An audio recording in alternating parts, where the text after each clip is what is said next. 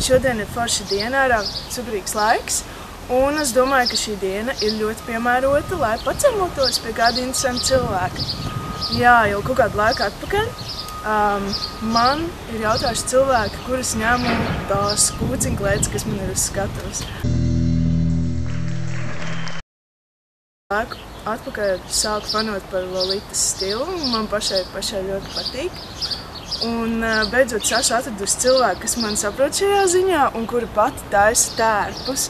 Un viņas tērpi tiešām ir ļoti, ļoti skaisti, līdz sīkumam pārdomāti. Un jā, un šodien es atklāšu savu lielo noslēpumu, kas ir šis cilvēks. Iesim ciemos, jā, ar gadījumiem vispārējo.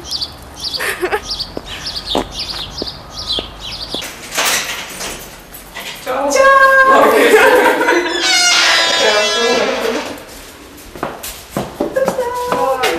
Ar visiem dāvanām nāk. Jā, šitās baigs muks mažoja. Es katru reizi, kad braucu no darba mājās, tad braucu garām viņam. Cik forši. Sveiki! Lama!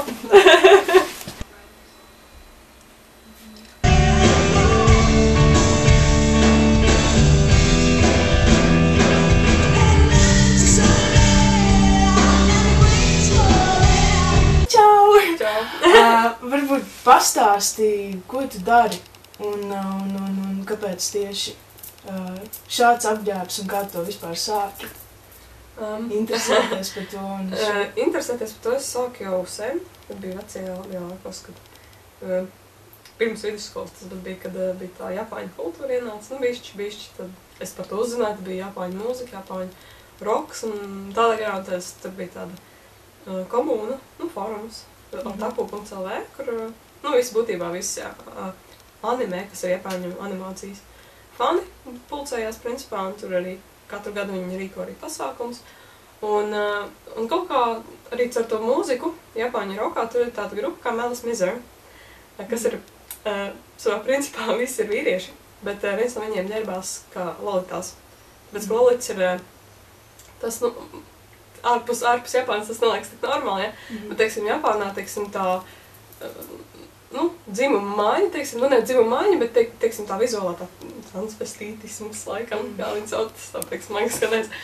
Bet tas nav tik šokējoši, teiksim. Bet viņš ķērbās tajās kleitās, un es biju tā, es par to uzzināju, ja? Bet es tā īpaši, es nekad neiedomājos, ka es to varētu kādreiz pat vilkt arī. Un pēc vairākiem gadiem es kaut kā atkal tajā iegāju atpakaļ, ja bija man jau tas Japāņu periods bija aizgājis, jau garām jau. Un es atkal kaut kā caur arī, man intereses ļoti līdzīgas ar lolitām. Principā vēsturiskie tērpi, ja. Un vispār tādas sievišķīgas lietas, kā pati par sevi, es ļoti tāds puiciska tāda, principā biksēs laika augu, jā, un tā. Un tad es kaut kā, es domāju, kāpēc nepamēģināt, jo es uzzināju par tādām meitnēm, kas, teiksim,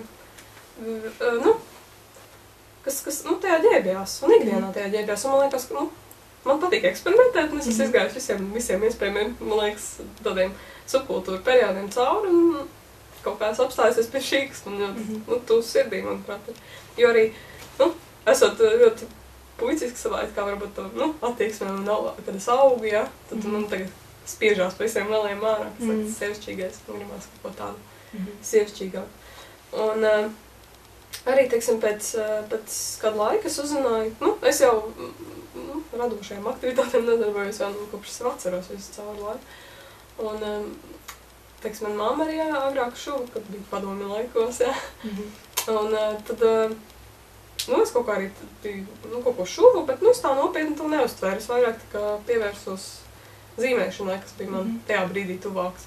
Bet tad pēc vidusskolas, arī pēc augstskolas, es tomēr sapratu, kad to šūšana man patīk vairāk, tas vairāk tas radošs process, man liekas.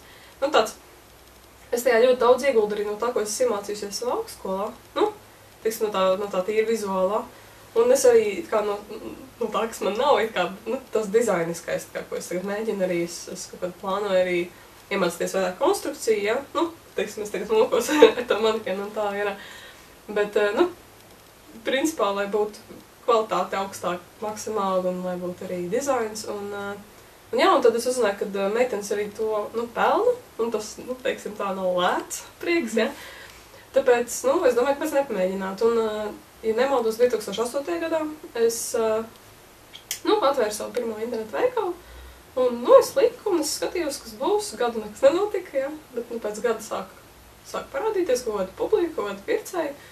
Un, tagad es jau kādu laiku jau dzīvoju pasūtījumiem, vairāk un mazāk. Es tieši arī tā pieminēju to, ka man patīk, ka tavi tērpi ir īstenībā līdz niansē, katra mežģīnīt, līdz niansē izstrādāt. Un es vēl tā, zin kā, tu man iedod tos sāksas koncertu, un es vēl tā papētīju, un īstenībā it kā, jā, katrs apakšsvārciņš un tāda sīkuma man ļoti patīk tā. Jā, tas īstenībā. Tas kompliments. Jā, paldies. Var redzēt to, kad tu mīli to darīt, un kad tā ir tā kā kaislība. Bet tas tiešām tas ir ļoti aizraujoši, tāpēc, kad sākumā gadu pirmā pasties, tiem tērpiem liekas, kas tur ir? Tādas mazu meiteņu kleitas, ja, kaut kāds, kas tur vispār var būt interesants, ja? Bet, teiksim, kad tu tajā kad tu sāc pievērst uzmanību detaļām, tu sāc pievērst uzmanību tai visai komunai, kas tur iekšā. Ja tas, nezinu, šausmīgi jauks, un viņas atbalsta vienu otru, un viņas, tiešām tur ir tā, ka, uztaisīt vienkārši kleitas ir, kurš to nemāk, ja? Bet, izdomāt tās detaļas, kas it kā viņu padara par to lolītu kleitu, kas viņai dara, rada to kvalitāti, principā, kas viņai, to it kā papildus uzmanību, kas man ļoti patīk, jo, es arī, agrāk, es skatījos, ir tādas lietas kā brands, lolītās, kas ir populārākie brandi, kad, piemēram, viens no tiem ir Baby the Stars Shine Bright, ir Angelic Pretty, ir Innocent World, kas man ir mīļākais, kas ir tāds uz klasisko novirzienu vairāk.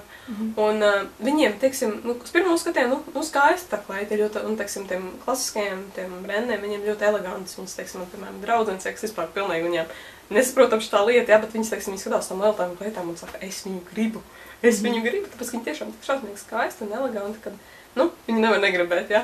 Un sievišķīgais tas, ka tā kā ar kurpēm sievietēm, kad ir. Un, kad tu sāc pievērst uzmanību, tad tā vienkāršā kleita, kas pa gabalu izstās, kas, varbūt visa vienkārši, ir kaut kādā burgundijas krāsā, ja?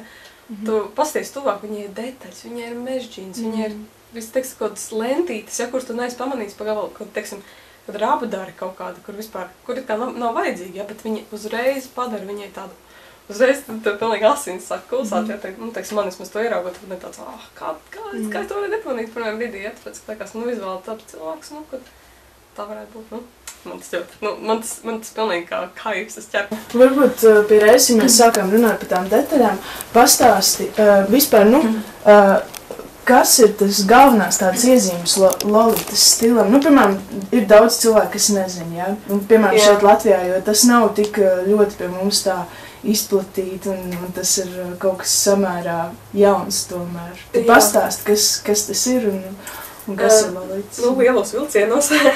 Tas ir, principā, galvenais tas ir siluets. Primārais ir siluets. Siluets ir ļoti sievišķīgs. Principā, tikai kuplas vārki. Viņi var būt dažādos garumos, viņi var būt līdz grīdai, bet vispopulārākie tādi, kas ir apmēram ceļa rajonā. Dažreiz, klasiskajiem stiliem vairāk populārāk ir arī tie, kas ir līdz ikrēm. Tādi tā kā garāk, Un ļoti, cieši piekuļoši, vai arī, ja ir ampīri jostas vieta, tad ir, no Zakrūšu rajona, tad tie svārki iet uzreiz kupli. Bet, principā, tas kuplais svārku, tas elements, tad ir, protams, detaļas, ļoti daudz detaļas. Šitas te, kas man šobrīd mugurā, tas ir ļoti, ļoti pieklusināts, ļoti, ļoti maz minimāli detaļas. Ja jūs kādai paprasīsiet, kurai lolitai, kas ir pieredzējis, viņi teiks, ka tas ir, ļoti, ļoti, ikdienas sērps. Un priekš man šitas ir, kāds aplicēts jau, ja. Un es vēl pierodu pie tā visu, ka viņam ļoti šausmīgi daudz detaļas. Un, principā, jā, bantes.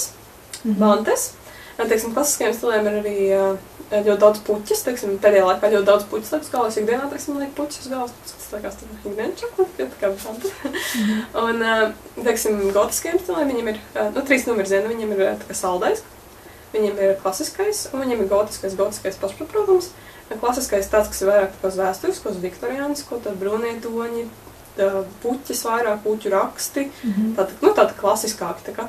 Un tad ir saldais stils, kas ir tā kā vairāk uz rozā, pasteļi, tur lācīši, konfektes, kūciņkleitas, ja. Tad sanāk, ka mana tā populārā kūciņkleita ir tieši... Tā ir tieši tas saldais, tā kā novirziens, jā. Re, tādā! arī zeķubiksas, vai arī secis, kas ir pāri celiem. Bet, principā, ideja tāda, ka kājām jābūt apsiktām, visam tēpam jābūt ir saskaņotam. Nedrīkst būt, teiksim, tur, protams, var būt, ja, bet tas ir kaut kas cits, tas jau ir ferikai vai, teiksim, kaut kāda citi no šiem, kas ir subkultūras, tas ir, principā, japāņu subkultūras. Un, kas tāds vēl, tā nezinu, nu jā, detaļas. Teiksim, pēdējā laikā ļoti populārs ir parūkas, kas ir, manuprāt, ļoti forši, tāpēc, ka, teiksim, nokrāsot rozām acis, ja, tas ir commitments, ja, teiksim tā. Nu, es nezinu, kā latviski tā tagad ātrumā izdomāt vārdu.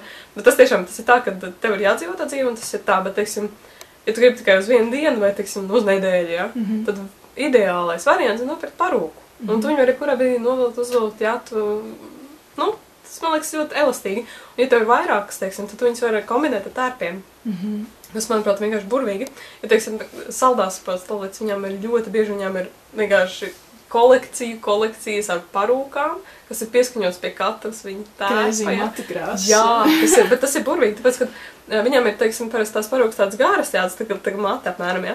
Tādas viļņainas, garas, kaut kādu tādu krāsu, un tad viņām ir tāda uzspraužama, tā kā astītes, tāds uzspraužams. Un viņas var mainīt to krāsu, to astīšu kaut vai, nu, man liekas, tas, tur vienkārši tur radošā pieeja, vienkārši, nu, neizsmeļama, manuprāt. Un tas ir vienkārši burvīgi.